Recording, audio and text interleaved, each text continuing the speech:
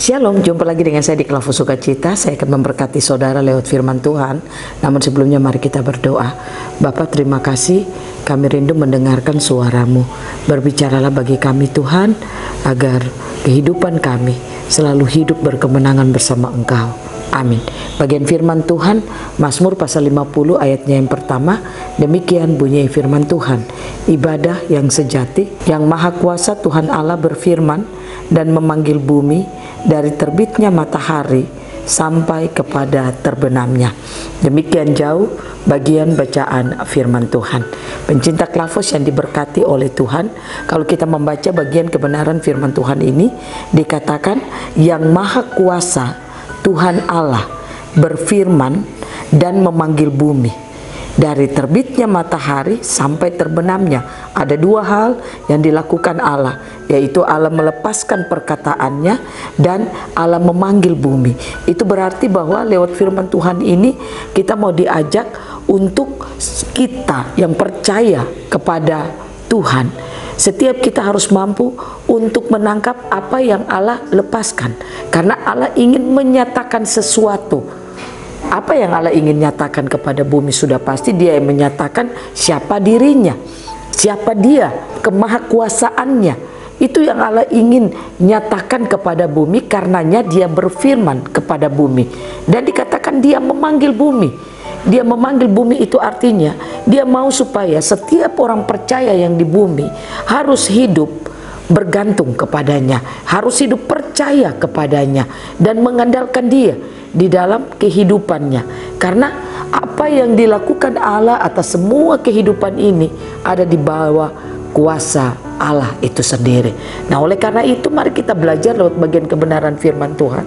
Setiap kita yang percaya kepada Tuhan, baiklah setiap kita memiliki hati yang terus menyadari, membangun kesadaran kita kalau hanya Allah yang patut kita sembah di dalam hidup kita. Hanya Allah yang saudara dan saya harus andalkan di dalam seluruh kehidupan kita. Kalau saudara dan saya mampu untuk menangkap apa yang dikatakan Allah, mampu melihat siapa Allah di dalam hidupnya karena Dia telah berfirman, maka pengenalan kita itulah yang membuat hidup kita akan berjalan dari kekuatan Tuhan kepada kekuatan Tuhan. Dan saudara dan saya hidup di bumi, kita akan mampu hidup menjalankan apa yang Allah mau kita lakukan di sepanjang perjalanan hidup kita.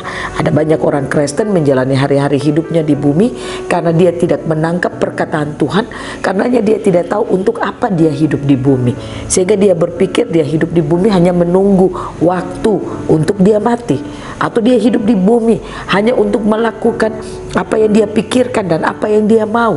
Padahal kita lupa bahwa ketika Allah menjadikan saudara dan saya hidup di bumi, sudah pasti ada tujuannya bagi kita. Oleh karena itu mari kita belajar untuk membangun kehidupan kita,